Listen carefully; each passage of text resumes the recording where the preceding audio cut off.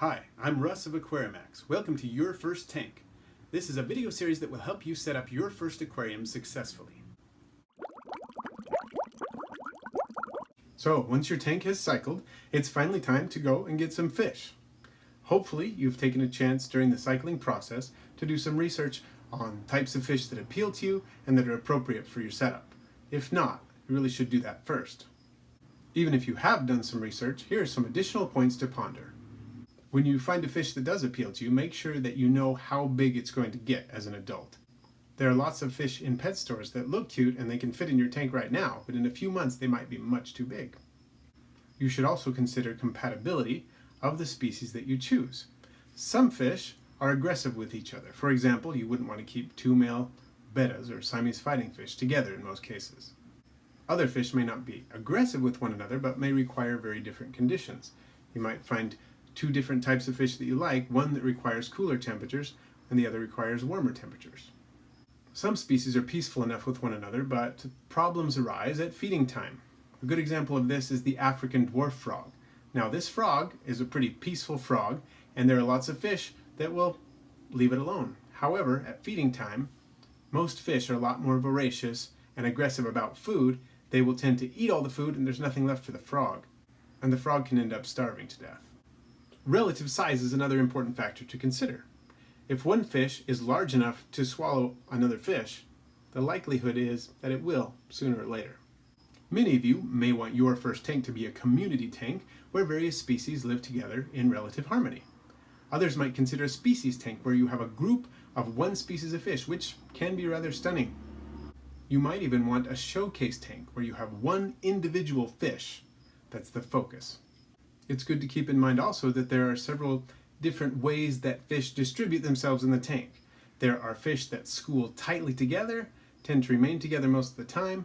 There are fish that are fairly social, but kind of spread themselves around the tank and interact frequently, but not in a tightly woven group. And then there are some fish that are more solitary. You may also want to think about the different levels of the tank. Some fish tend to kind of hug the surface of the water. Other fish spend most of their time at the bottom. There are the fish that prefer the mid-water levels, and then finally there are fish that will frequent all areas of the tank just about equally. One thing I would advise against is the Noah's Ark syndrome, where you purchase two of this fish and two of that fish and two of another fish, and pretty soon you have kind of a hodgepodge tank. Maybe a lot of variety, but not necessarily the most aesthetically pleasing arrangement. So, how many fish can you keep in your aquarium? You may have heard the myth that you can keep 1 inch of fish per gallon of aquarium. Unfortunately, it's not that easy in real life. There are a couple of reasons for this. One is that fish tend to grow. You could stock a 20-gallon aquarium with 20 1-inch fish. That wouldn't be a problem as long as that's their adult size. However, if the fish grow significantly, you're soon going to find that you're out of space. Another issue is that fish mass increases exponentially with length. In other words, a 2-inch fish is not twice as massive as a 1-inch fish. It can be 10 times the mass of a 1-inch fish, depending on its body shape and type. And just imagine how much more massive one 20-inch fish is than 20 1-inch fish. Rather than rely on a generic formula for stocking, it's just better to do research on the specific species that you're interested in.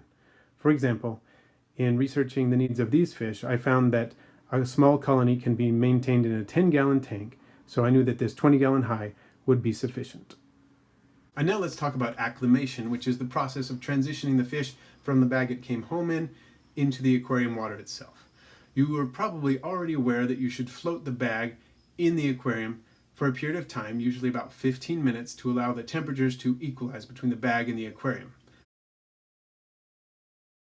You should not, however, open the bag during that process. Some people advise that you do this, but this can cause problems with ammonia developing inside the bag.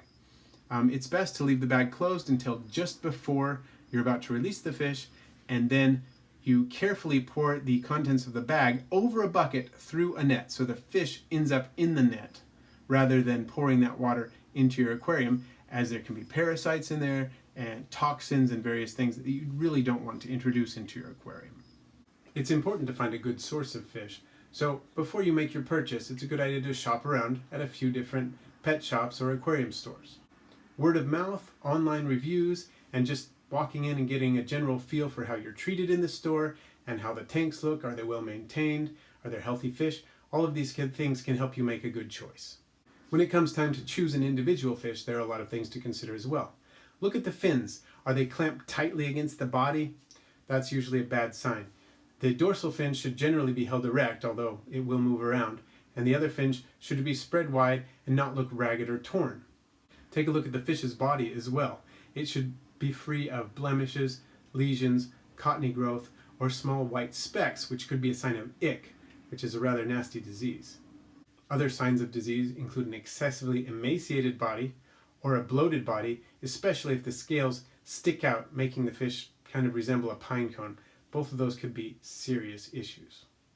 Ideally, you'd have another cycled tank for use as a quarantine tank, in which you would keep your new acquisitions for a month to 6 weeks to determine whether or not they have disease and to be able to more easily treat them in that simple setup. You may not choose to have a quarantine tank, but it is a good idea. Fish typically travel long distances before they arrive at the pet store, and in the pet store they're often in less than ideal conditions, and then the stress of being captured, bagged, brought to a new tank, and then being acclimated to new conditions can often stress them out, so this is a time when diseases often manifest. Those are the basics of stocking your aquarium. Remember, do your research on the individual fish that you're interested in. Next time, we'll cover the basics of aquarium maintenance. Dad, you know this bag is empty, right?